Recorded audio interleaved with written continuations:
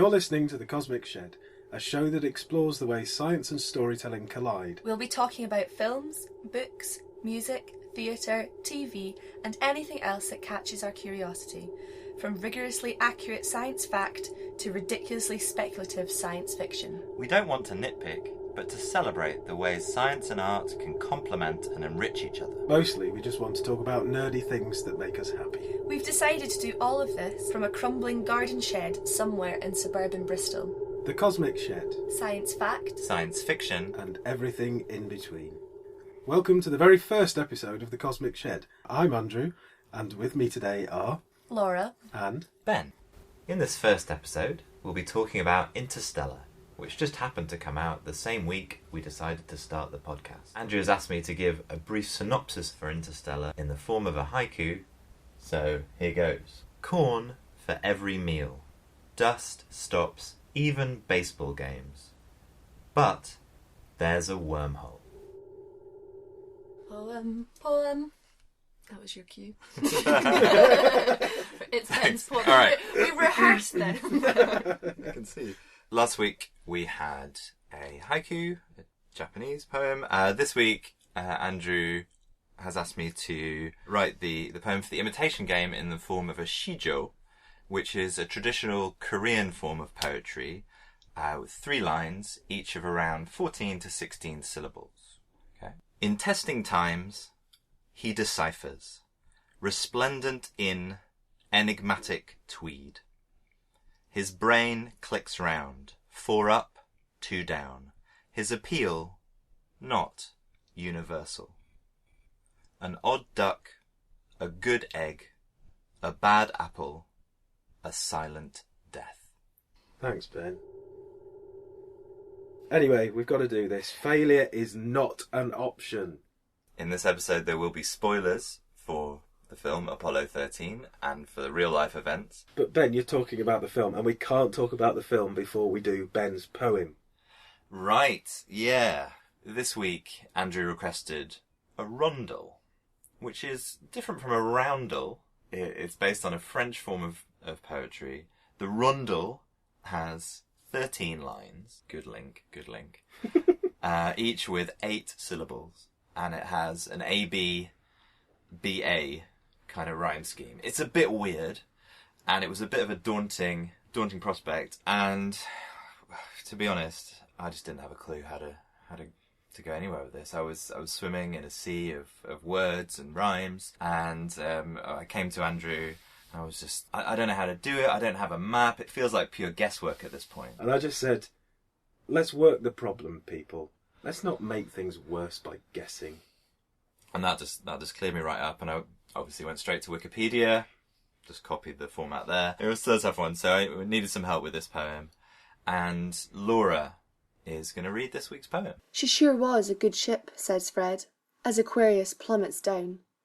3 astronauts of great renown, their lives hang in space by a thread.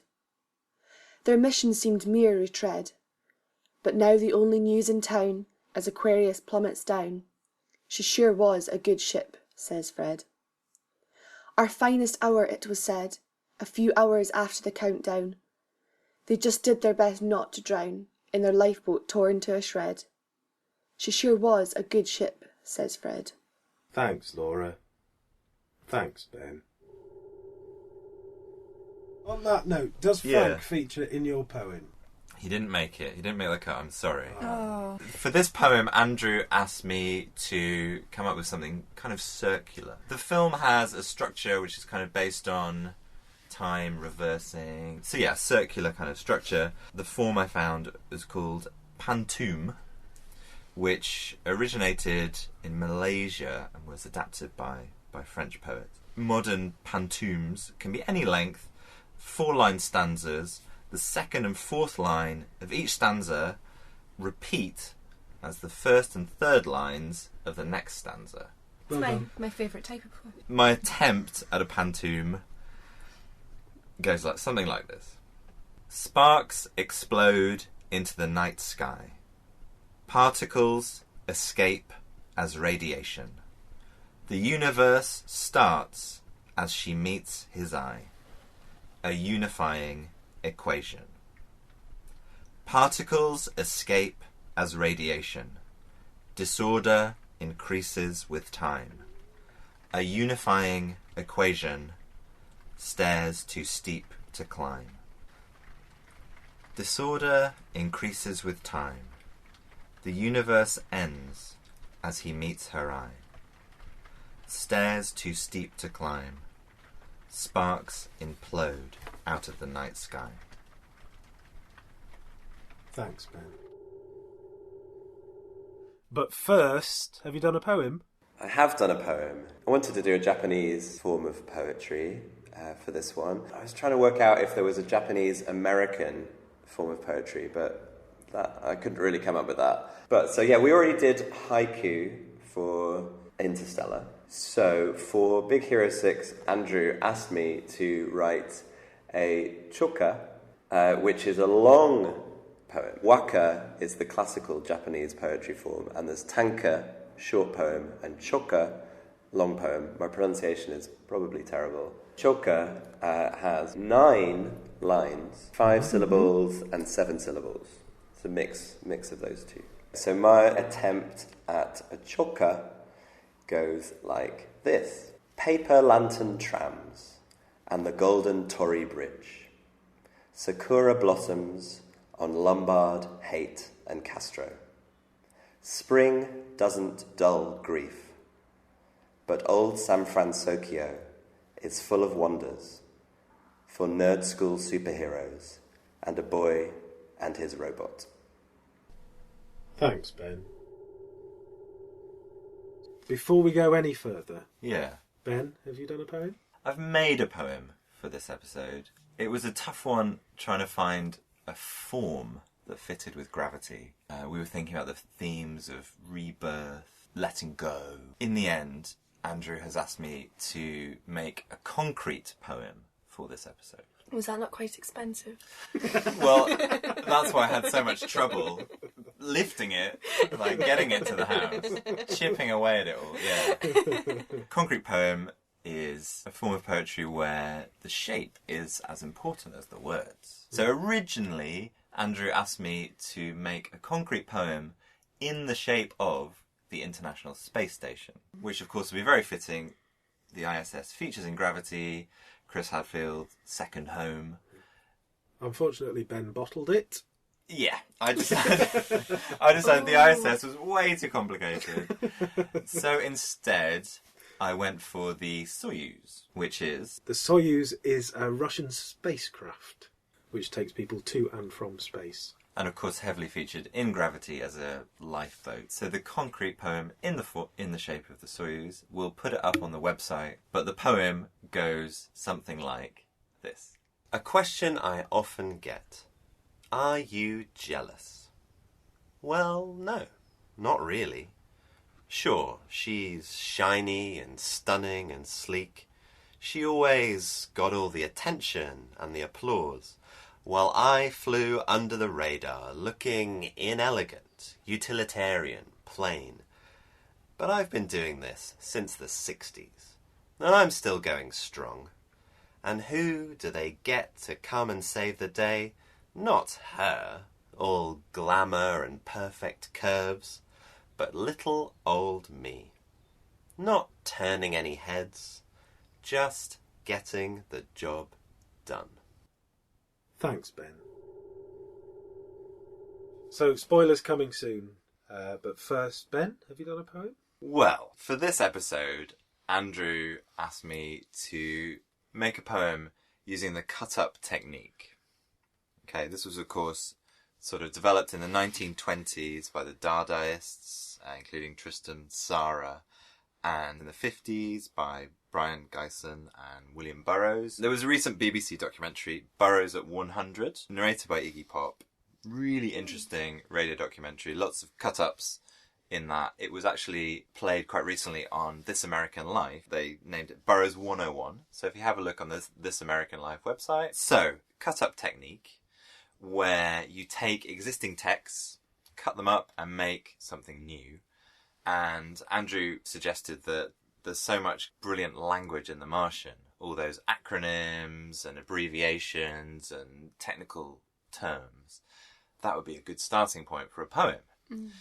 So I went away and I tried to do it, and I realised I really needed some help with this poem.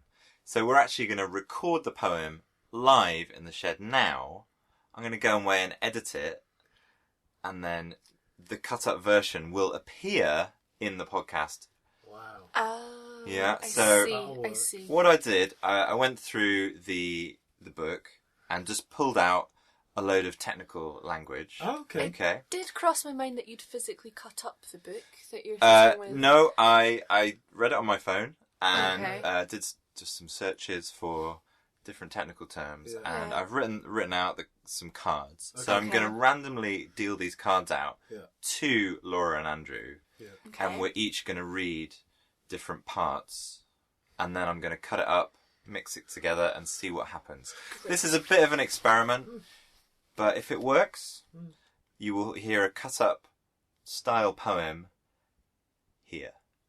1,425 days. 549 souls. Mars Descent Vehicle. Radioisotope. AL-102. Aries 1. Aerial regional scale. Atmospheric regulator. External component. Sol 40. Sol 65. Sol Sol 400. Sol 211. 25.5. 90 760 Kelvin. 9.2 141 byte sequence. 14 14% degree energy angle. production. 92 square meters. 368 litres. Condensation point, 77 K. 1,692 potatoes. 21.5 pirate ninjas. Sinus Arabia Meridiani. Terra. Schiaparelli. Schiaparelli. Acidalia planitia. Mars Ascent Vehicle. Extravehicular activity. Aries 4. Anything but disco. Anything but disco. Thanks, Ben. Thanks, Ben. Thank you. Ben, have you done a poem? This week, Andrew asked me to do a poem kind of based around those letters. Gattaca. So Gattaca is called Gattaca because basically it is a word, I suppose a nonsense word, that one could make up from the letters that are in the genetic code. So A, T, G and C, which stand for things we call nucleotides, which are in DNA, which is the building blocks of DNA. It's called Gattaca because Cat Tag isn't a good name for a film. Tag is not a good- Yeah, attack gag. Yeah, Andrew asked me to do something with those letters, so I chose, of course, an acrostic poem where you take a word and make the lines of the poem begin or end with those letters. I thought I'd try a sort of double challenge and do a double acrostic. I don't know if that's a real term, but that's what I'm calling it. I've done the beginning and end of the lines, both spell out Gattaca, but in reverse order. So it's kind of a double helix poem. Possibly. I didn't have much time for this one, so it was a bit rushed. It kind of goes a bit wrong at the end. Maybe like this film, I don't know. My double helix acrostic poem is a bit like this. Georgina, in the not too distant future, becomes deeply enamoured of Alana. Alana grows rather fond of Georgina too, but also quite likes Mark. Though he loves Alana as a friend, Mark secretly pines for Georgina. Together, they are sent by their Fortune 500 company for a genome sequencing test. After the test, Alana and Mark celebrate, while Georgina remains quiet. Congratulating her friends on their flawless results, she buys them beer and pizza. Accepting her imperfections, Georgina realises that she could never truly have loved anyone who put so much stock in nucleotides, and instead goes on to have a long-lasting, mutually supportive relationship with a primary school teacher called Morag. Thanks, Ben. Ben, Yeah. have you done a poem? For this episode, Andrew first kind of suggested some kind of genetic mashup of poetry styles to go with one of the themes of the film. So I was thinking maybe, a limerick cross with a haiku with maybe a little bit of epic poem in there. That was far too difficult. Bottled it again. Yeah, far too difficult for my Letting the shed down. reptile brain to handle. So I went back to Andrew and said, I just can't do it. Give me another idea. And he suggested another really important part of Jurassic World is referencing Jurassic Park. and that kind of endless sort of cycle, referencing itself, referencing the fact they've got product placement, but there's also loads of product, referencing that it's a sequel, and the sequels are kind of pointless. There's a lot of referencing in this film. So I found a poetry form called The Golden Shovel. It was created by a poet called Terence Hayes. The idea of this poem is you take a line, or a long chunk, could be any length, from a poem that you admire. He, when he first invented this form, took most of a poem called We Real Cool by Gwendolyn Brooks, and you take it one word at a time and you put each word at the end of your lines. So, for example, if the line you choose is 6 words long, you'll end up with a poem that is 6 lines long, with one of those words at the end of each line. So what I did, rather than go back to a poem, I chose a line of dialogue from Jurassic Park. Okay. And have made a poem using the words from that line of dialogue. Thinking of you today as I stood, waiting for my turn on the ride around the park, with your old backpack on my shoulders, I thought about your distrust of this place and the geniuses who decided to finally accomplish what you came to see as something foolish, hubristic, as the dream of a man running out of time fast. Well, I think if you could see it as I do today, you would flee as quickly as you could. Thanks, Ben. Thanks. So, mini competition, mini poem-based competition. As I said, that was a Golden Shovel poem, and I used a line of dialogue from Jurassic Park. So the question to win a prize, which Andrew will tell us about in a minute, is what was the line of dialogue that I chose and which character said it? But first, Ben, have you done a poem? Yes, I have. Andrew just threw a few ideas at me. One of them was, of course, Deus Ex Machina, where the title of the film comes from, which of course means God from the machine, which refers to Greek dramas where they would sort of hoist in gods to solve the problems of the plot at the last minute. Now, of course, Deus Ex Machina is used when we're talking about storytelling in which something happens to fix the plot, which no one has any control over, and it's usually seen as quite a lazy device. So that was one idea for the poem. I didn't go for that one. Another idea for the poem was based around a kind of poetic Turing test. We mentioned the Turing test in our episode about the Imitation Game, a test of whether an artificial intelligence can fool 30% of the people who talk to it that it's a real person. So I thought I would generate a poem through some kind of artificial means, and write a poem through my own possibly conscious brain. Okay. And then see if you could tell the difference, see if you could spot which is which. Amazing. I didn't do that either. Oh. Because in the film Ex Machina, they've already moved past the Turing test. Instead, we're going to talk a lot about Ray Kurzweil later on when we talk about the singularity. He is a futurist and inventor who is obsessed with the concept of the singularity. We'll talk a bit more about that later. He has also, quite a while ago, created a poem assistant. It's called Ray Kurzweil's Cybernetic Poet. And you can download it and install it on your PC. It's not Mac compatible, so you'd have to run Boot Camp or something if you wanted to do it. And also, it was designed, I think, for Windows XP. It's pretty old, but it does load. I did get it to run. You can put in some words, you can put in as much text as you like, and then select some options. So you can select different poet styles, Shelley, Keats, Coleridge, whoever you like, and different alliteration, rhymes, rhythms, and it will give you suggestions to write your poem. It also writes an entire poem for you if you want.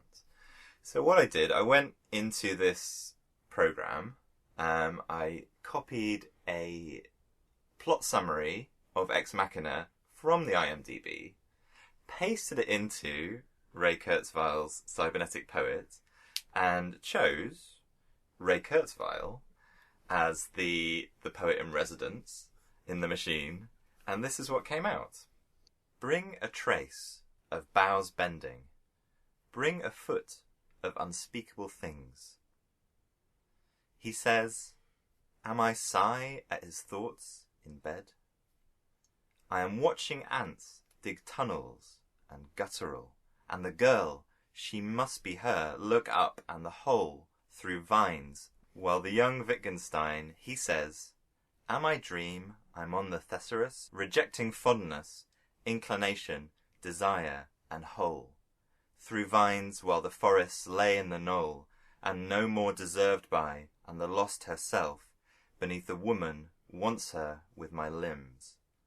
What shall I am not a prayer and guttural, and other side of grass, and take off my heart, I think my thoughts, shall I not a balloon floating down the sun? Thanks, Ben. I did manage to speak to Ben earlier today. Yay! And he had a poem for us. Initially, for this episode, Andrew asked me to write a poem with a rhythm that is somehow based around bass 11.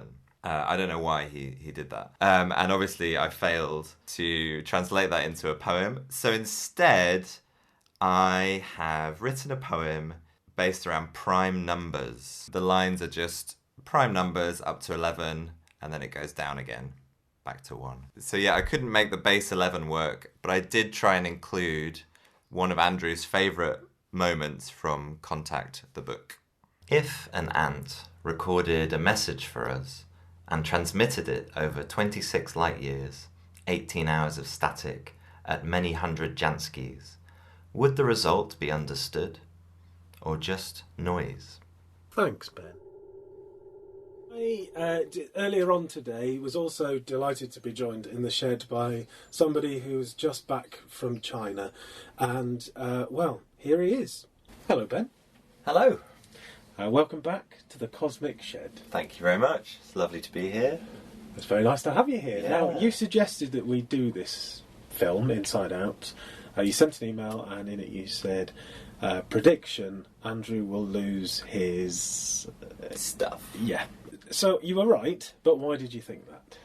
Why did I think that you would become emotionally invested and perhaps quite moved by this story of a young girl coming of age, moving through life, dealing with change and loss, with this crazy narrative going on, but all very grounded and beautifully real situation with lovely visuals. Okay, fair point, well made. Have you done a poem? Yes, I have. For this episode, Andrew asked me to keep it really simple, so I've just gone for a classic blues stanza style. It didn't quite work out as I expected, and I will mess this up, but I will give it a go. Good morning, this is your homunculus, the friendly projection in your subconscious, and I've got some thoughts to pass on from the rest of us. Who are we? The controllers of what you call your mind. And the last thing we would want is to be cruel or unkind, but we've noticed that with life choices, you appear to be blind. Take the guys you've been dating, they've kind of all been slobs, and you seem incapable of finding satisfactory jobs, but we're here to say that's okay, we're here to say no probs. See, you view yourself as an autonomous individual, full of free will like a true original, but that kind of thinking is just illusional. And another thing, I'm an illusion too. There's really no one sitting here driving you, because your brain is actually just a chemical stew. That's right, every second 100,000 reactions, endorphin kills your pain, dopamine stops distractions, and all of these sparks control your daily interactions. So who am I? Who are you? How's your mental health? Is your consciousness something picked off the shelf? No, you just simulate a coherent sense of self. And don't even get me started on your hearing or your vision. Turns out they're mostly constructs of your cerebral system, so good luck trying to make a fully rational decision. Are we saying simply forget it and just go with the flow? Well, maybe sometimes, but it's more important that you know that life's a narrative with many writers. So on with the show. Thanks, Ben. Tushna, Yes. you're here as our science... Oh, hang on, something's happening in the shed. Rich, can you get the lights? That's Ben. It's exciting. Hi, Ben. Oh, hello. How are you? Yeah, I'm fine. I've just arrived in the shed. Where are you? We're in the planetarium. Oh, right, nice. Yeah, it's cool. Have you written a poem? Yes, yeah, finally, just managed to finish it. Right, what took you so long? Well, yeah, as you know, when you first asked me to write a poem about Star Trek, I just point blank refused. I mean, what is there left to say about Star Trek after 50 years? But then you begged and begged and begged and explained that you were doing these screenings. So yeah, I had a bit of a think, and I thought, imagine you'd never seen any Star Trek before. It happens. What would you need to do? What would you need to do to prepare yourself to watch these two films? And I thought, probably what you would need to do is watch the whole of the original series and the 6 films, and the whole of the Next Generation and the 4 films. You watch the whole thing, so you've got that all in context. Probably forget the animated series. Come back to that later.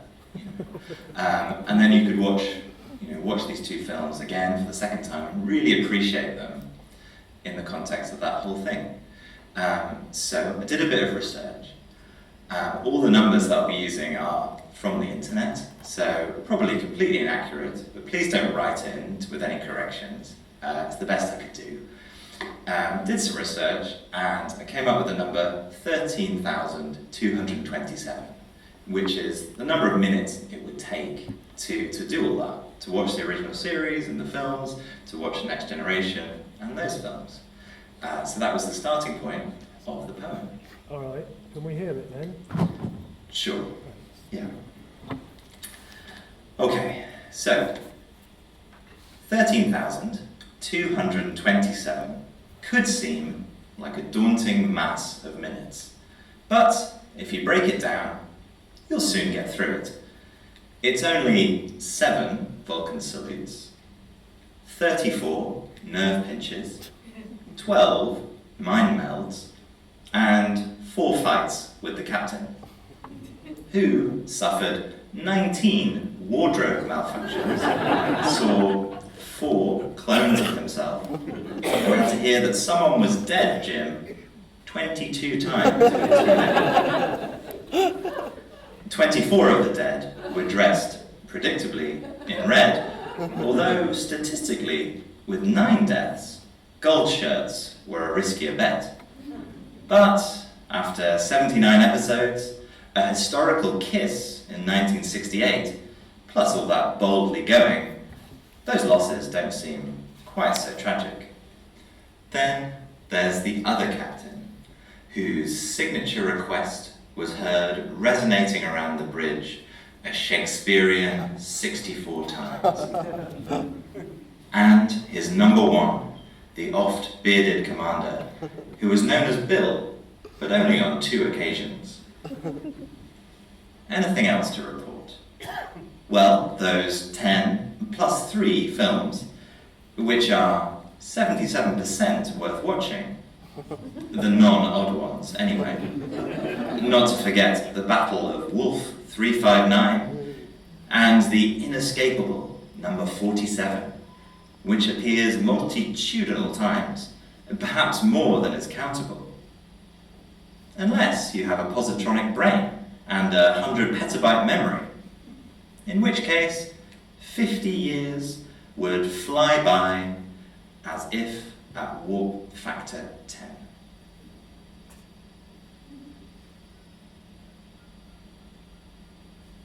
Thanks, Ben.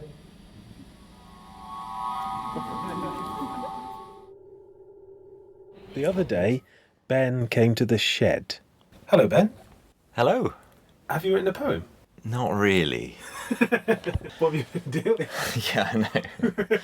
It's been a really tough one, because you originally asked me to write a poem about mashed potatoes, which is obviously a great subject. Many fine odes have been written about smashed spuds. But I just struggled with that one, and I watched Close Encounters. I think I wasn't in the right mood. I think my question to Ty which is also somewhere on this episode, is it a bad film, was possibly a little cheeky.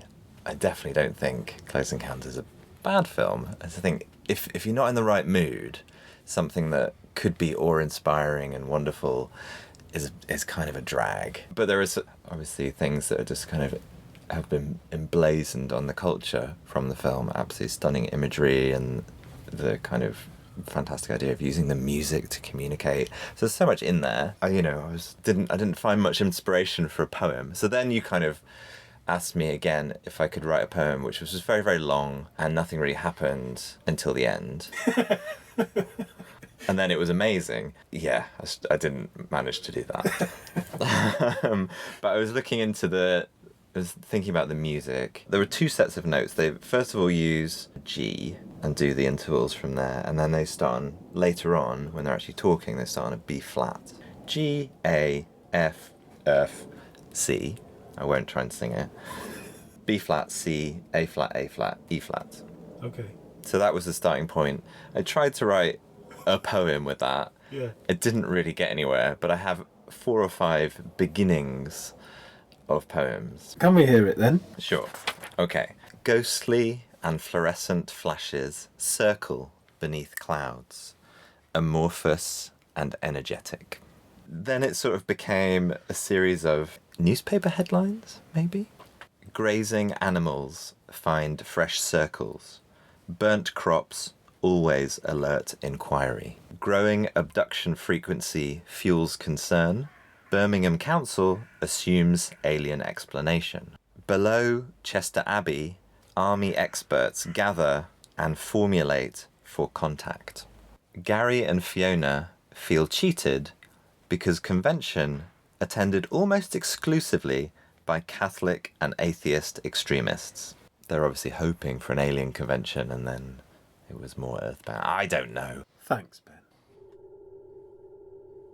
And Ben, who I just mentioned, has written a poem. Hello. Yes. Originally, Andrew, you asked me to write a poem based around the horrible, nasty reaction to the film from various internet trolls, men's rights activists, general scumbags. And that, was an interesting topic for sure. But it meant I actually had to read some of those horrible comments. So I gave up on that. And instead, I've written an ode to, obviously, the greatest character from the original film, Janine Melnitz. So this is my ode to Janine. Some say she's too intellectual, with her love of books, checkered clothing, and racquetball. But to me, she's the only one I'm gonna call. She's taking messages, giving a withering stare from beneath a pixie cut or flaming bobbed hair, and the station would fall apart without her there. She's all New York sass and spectacles round her neck with a chain, real professional, though that doesn't mean she believes flirting is unethical. All those trolls must have forgotten she was there from the start, crying, "We got one, Brooklyn knowledge to impart," and with a "what do you want?" busting this boy's heart. Thanks, Ben. As I say, we would be doing a poem at some point, because Ben would be here to do a poem for us, but he's not. Oh, hang on. That's Ben. It does look like Richard Hello Branson. there. Hi, Ben. Hi, Andrew. Where are you? I'm actually in the audience, or will be in the audience. But you wanted to continue the conceit of me calling in during the show, so I'm in Cardiff. Okay, I see. Have you written a poem? Yes. Now, usually I watch the film, read the book, whatever, and then try to write something. Yeah. Today, I thought I'd try it the other way around. What, you mean you haven't seen The Day the Earth Stood Still? Shameful, I know. Although, by the time you'll be speaking to me, I will have seen it, along with everyone else in the planetarium. It was good, but no. At this point in time, I haven't seen the film. So you've written a poem about seeing the film in the future? Something like that. It's quite long, Shall I just read it? Yes, they kick us out at 10. Right. Thanks. Becky's mum and dad always told her, you have to be fair. And well-meaning PE teachers had explained at length, it doesn't matter how you play, etc. She'd always believed them, had worked hard to make them proud, almost always did her homework.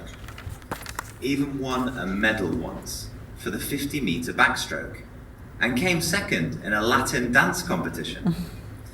It all seemed to make sense until about 3 months ago, soon after that first ship from Europa splashed down. At first, it had been exciting. No mutually assured destruction. Yay! And having European kids at school had been fun. All those arms, legs, eyes, tentacles. But then they started winning. Everything. Swimming was simple, of course, even in non-methanated pools. But they were even good at maths, all those fingers, and their spelling was incredible. 2 brains. It all just seemed so unfairly easy for them. Becky asked her mum, why can't we have our schools and they have theirs? Simple. Her mum replied, we tried that before. It didn't really work out. And hasn't it been nice learning about their world, their games, their music, their stories, their 4-dimensional paintings? Huh. Even their art is better than ours, Becky grumbled. Of course, they had to stay. There was nowhere else for them to go, after the asteroid storm knocked their moon out of orbit. But why did her friends have to like them so much? Nadia had joined an interspecies chess club. Lynn played European handball 3 times a week. Wendy had even started hanging out with a boy who had, quote, fabulous phosphorescent hair. So to say she wasn't looking forward to the school Christmas dance was an understatement of Jupiter-sized proportions. But when, in the tinsel-decked, twinkling gymnasium, a European girl tentatively extended a tentacle and said to Becky, can you teach me to tango? The room, the school, the earth stood still. Thanks, Ben. Thank you for the film. Goodbye. That's Maurice. He doesn't normally get a round of applause. Guess who's written a poem? Kevin Costner. No. Pharrell Williams. No. Ray Horton. No. Hans Zimmer. No. Octavia Spencer. It's Ben. For this episode, Andrew asked me to write a poem which explains or describes some of the maths which is alluded to but not really gone into in any detail in the film. That was way too difficult, of course, so instead I found something else, which is a clarity pyramid, a poetry form invented by Jerry P. Quinn, and it's got 7 lines, and they kind of go increase in syllables, much like a pyramid. So the first line has 1 syllable, last line has 8 syllables. They miss out something on the way, I'm not sure why, but that's how it goes. And the last line should be a quotation that defines the title. In this case, most of the poem is Katherine Johnson's own words, including that quotation at the end. Go, no go, back and forth. Count everything. Measure, check and question. Calculate trajectory. I'm as good as anybody. Thanks, Ben. Ben, welcome back to the Cosmic Shed. Hi. It's good to be back. The shed has changed quite a bit since I was last here. Yeah, we've got new roof stuff. We can watch films in here now, or indeed rocket launches. It's been a while since we had a poem. Yeah, that's right. I've been slacking quite a bit. So for this poem, Andrew asked me to write something about a family going to live on the moon, which is why it's taken me such a long time. I was trying to get my head around that. He also asked me for the poem to be kind of in the shape of the moon, and for it to be in the style of a renku, which is a Japanese poem which sort of has a few different voices in it. So it's not just one voice throughout the poem, but it's different people either writing the verses. There's a lot of rules in there. So in all that, it's taken me quite a while to get my head around it. Are you basically saying that this is the reason why it wasn't on the Artemis episode? Your arbitrary rules for the poem, or my laziness. One of the two. I'm not sure. I'm not sure, but yeah. I can see the poem written down in front of me, and it's in an interesting shape. It's kind of a crescent shape. I sort of drew out a structure to look like the crescent moon, and that sort of seemed to break itself down into 4 seasons, which obviously sits very well with the Japanese poetry style, but also I was thinking about the family's first year on the moon. So that's where this poem has come from. Awesome. Obviously, we'll post what the poem looks like on the Cosmic Shed website, thecosmicshed.com. Fantastic. Our first picnic here, on scratchy synthetic grass beneath the black sky. I stare out at the shadows. Your eyes reflect blue and green. We long for real rain. Drops fall deliberately on soil shipped from home. We watch our old world, look up to trace a red wave sweeping north to south. I imagine firework trails refracted through thick domed glass. Our sterile quarters fill with plans for pageantry, rituals to mark time. Our bodies prepare for a freeze that stays outside the habitat walls. I see snow-capped lunar Alps, graceful space-suited skiers. We drift like moonfish at a teeming solstice ball, a small shoal of 3. We search for flashes of brightly painted basalt, nestled in craters. I foresee forests unfurled across Mare Vaporum. Our patch of grey earth is pierced by yellow and white. We kneel down to look.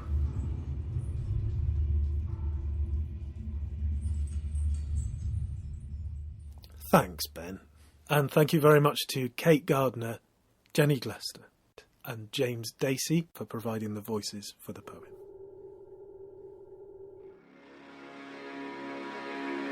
Now, do you know who came back? Well, he didn't come back. He's in Singapore, and he's done a poem. It's Ben. Hello. When Andrew asked me to write a poem to accompany the film First Man, I was a little daunted at first. It's a very intense film, and I think does a fantastic job of making something that might seem quite familiar new and weird and terrifying. So there's that, and the sort of magnitude of what the film's talking about, plus it's got a poem by Gil Scott-Heron as part of the film. So yeah, all that was a bit off-putting, but the film definitely stayed with me. I wouldn't say I particularly enjoyed it while watching it, but it definitely stayed with me. And the side performances, I think that's one of the joys of this kind of film, is those little glimpses of the other astronauts who are kind of the side characters, but obviously hugely accomplished, brave, amazing people in their own right. People like Gus Grissom and Ed White, played in this film by Shea Wiggum and Jason Clarke, and particularly stood out was Deke Slayton, sort of chief astronaut at the time, played in the most Kyle Chandler-ish of fashions by Kyle Chandler. Perfect role for Coach Taylor. And so yeah, this poem was inspired by those people and it's called the Deke Slayton Memorial Space and Bicycle Museum. And I was listening to Cat Power while I was writing it, so you have to sort of imagine quite a slow, dreamy sort of sea shanty, something like that. When I go, take me to an island off Long Beach. Dress it up with Disney trees, towers to the future we designed, concrete curves screening the future we unearthed. While we're here, watch the races in Shelbyville. Tune your radio to the shortest hours, the saddest moments. Throw your wristwatch to the dust on the drive home. When we're gone, follow the red rails to Sparta, passing our schools, crossing our bridges, for a glimpse of the hollows above, our bodies still falling towards them. Thanks, Ben. It wouldn't be the Cosmic Shed Advent Calendar without Ben. Hello. Andrew asked me to write a poem in tribute to Evelyn Berezan, who designed the first word processor, among many other achievements, and who died this month. And I sort of did this, but the poem's also about the people who might have taken inspiration from Evelyn Berezan. Trying to pinpoint the beginning, she remembers not a flash, not a line between nothing and invention, but concentric circles in a park at dusk. Hopeful joggers orbiting steadily revolving elders, soles of new sneakers straining to detach, clinging to the soft circuit, sticky from the heat of the day. She sees herself surrounded by waves of twilight, eddies of experience and gentle pressure, propelled by strong practiced hands, tracing rings in the air. Locating herself between cicada chirps and quarter-tone strings, among a swirl of kiwi and mango, she begins to spiral down, slowly spinning closer. Thanks, Ben. Speaking of all that time ago, here's Ben. Hello. When Andrew asked me to write a poem connected to Spider-Man Into the Spider-Verse, I was pretty reluctant because the film is so good. What else could you possibly add? But then I started thinking about other culture and media that references parallel worlds, parallel universes. And yeah, this is what I came up with. And you may ask yourself, she says, gesturing towards my t-shirt, what would it be like living in a world without your favourite band? You mean, I ask, regretting my fifth drink, a world just like this one, except there they gave up, went back to art school after 3 gigs. Or a million other things, she says. The confluence of events that created those songs and made sure you heard them at just the right impressionable moment. The mind boggles. Suppose I'd feel a deep sense of existential loss, I say, never quite knowing the exact shape of the hole inside me. But how is that different from our world? So this impossible thing, she says, that shaped and soundtracked your life, would you trade it for a world without, I don't know, climate change denial?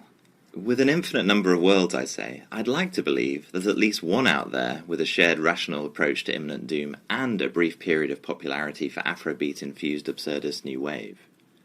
But don't you sometimes feel, she says, as we walk into the blue afternoon, like you're in the wrong place, and you know exactly how you got here, but there's no way back?